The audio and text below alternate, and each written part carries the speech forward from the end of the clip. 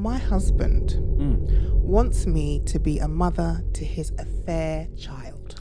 I feel so ugly. I wanted children and was saving for IVF because I am infertile. He slapped me and that God had blessed us with a child and that this is our cross to bear and that God will never give us something we cannot handle. Hey, bro, don't try that thing. Don't try to bring God into your blasphemy, fam.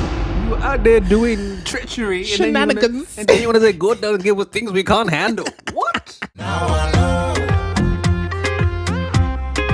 love you for love. Love you for love. Love you for life. Oh, yeah. Good morning, good afternoon, good evening. Welcome to another incredible episode of Husband and Life. I am Standish Child. And I'm Kelechi, and together We are the Chapfika. Boom! Another week. Another one. How are you?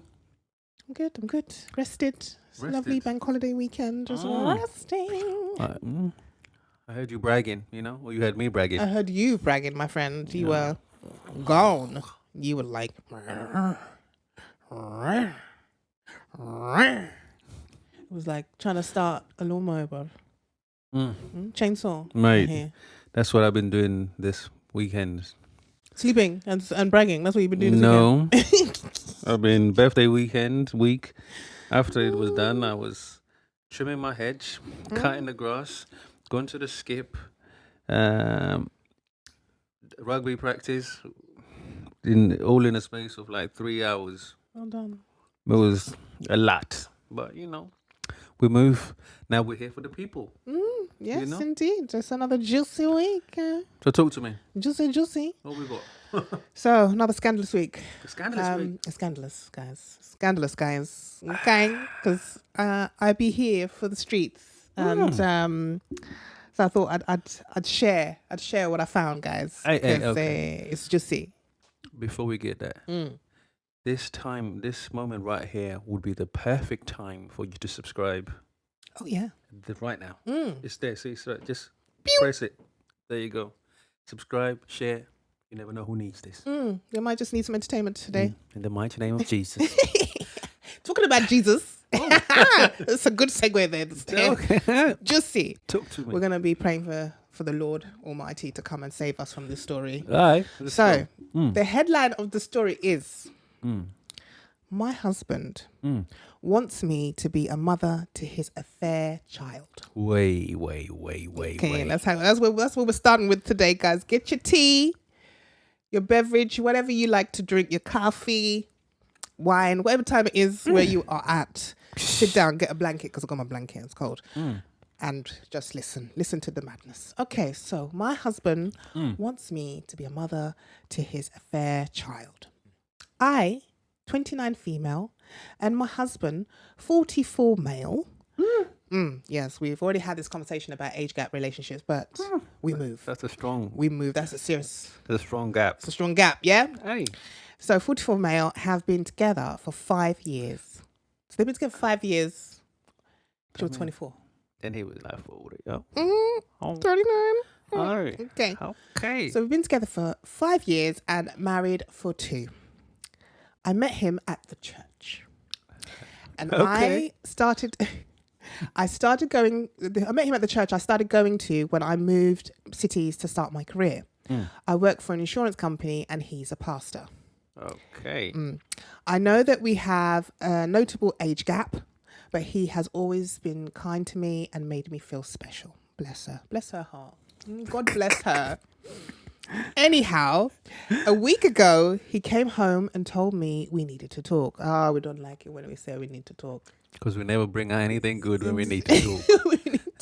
We need to talk. Why is we need to talk never about, I've got so much money in the bank. I've got some great news. I've got some great news. I've dropped 26 kg. It's never that. Go on. We need to talk.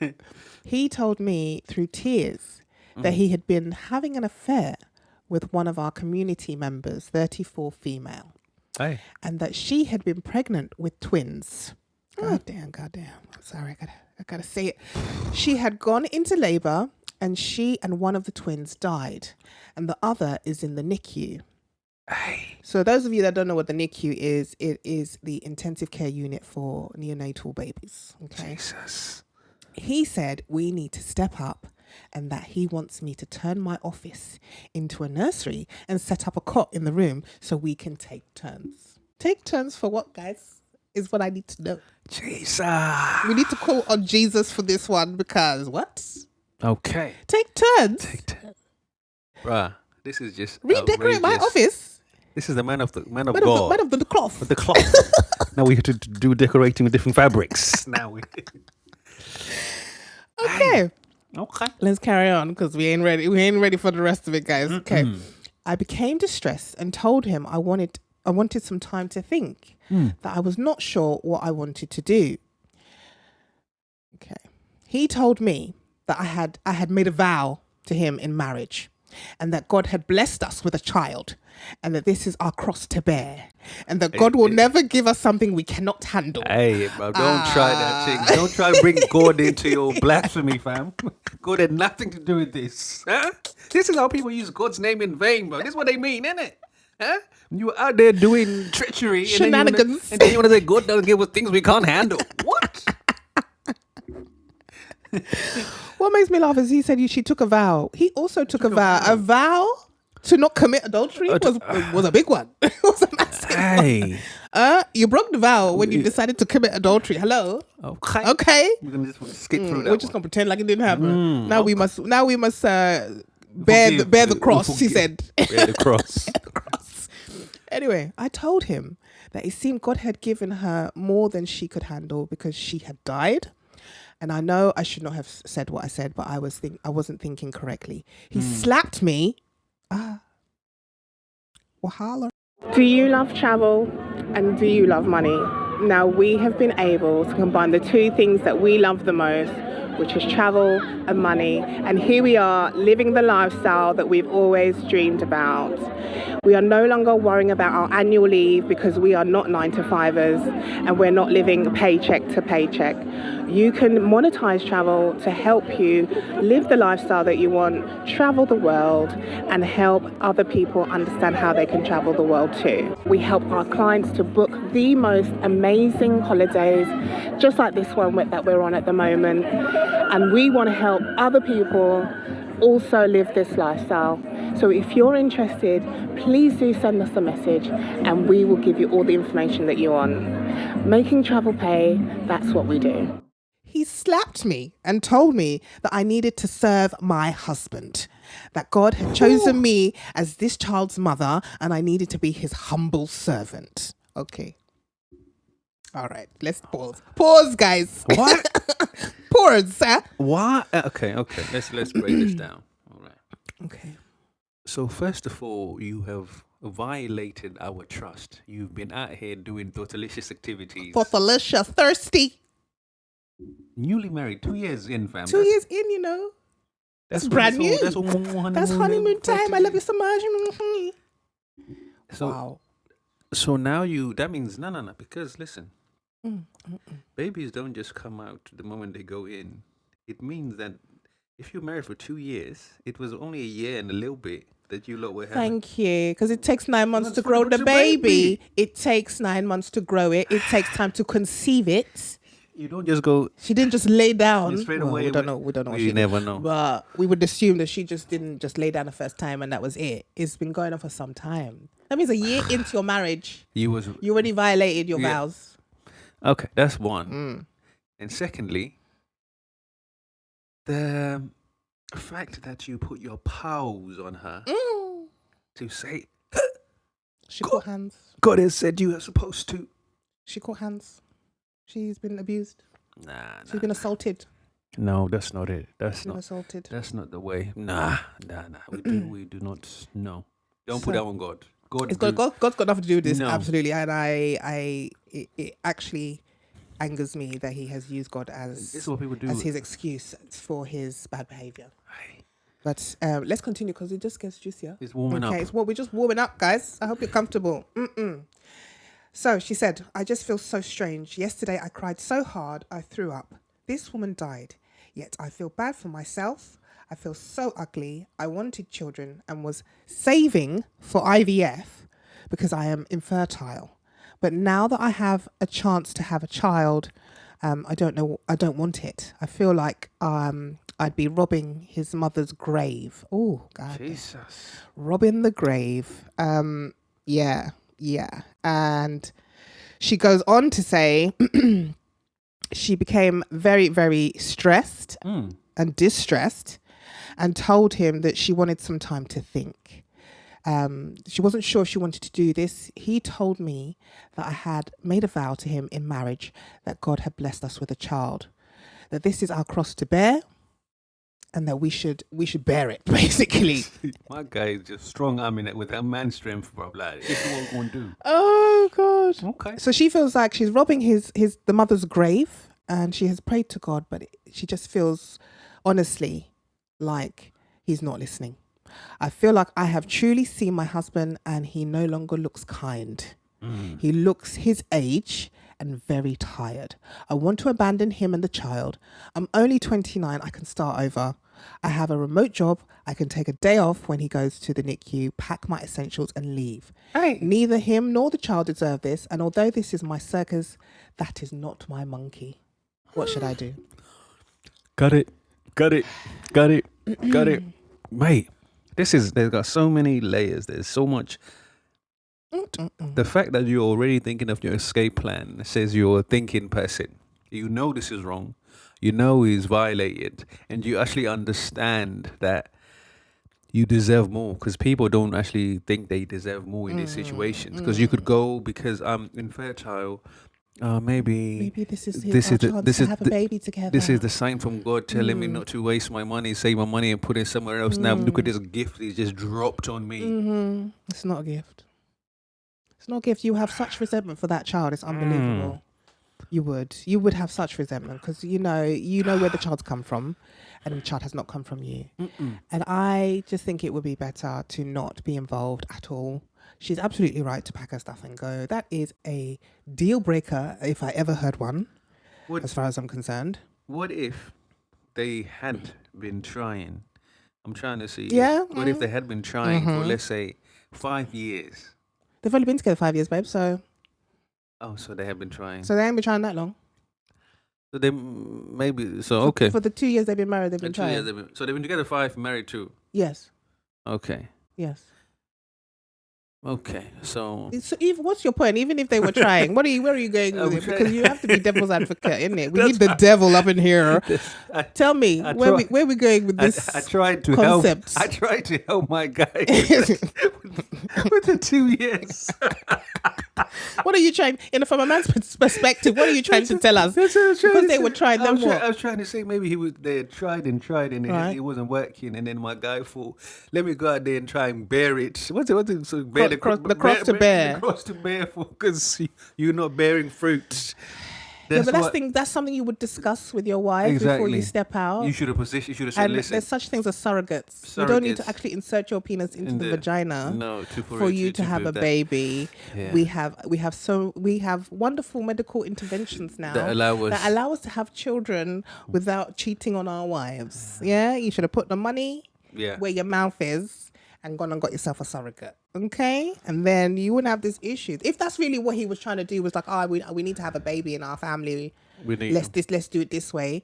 That's a conversation he should have had with his wife and said, babes, we're trying. I think we should save our money, get a surrogate, or look for someone who's happy to to help us grow our family.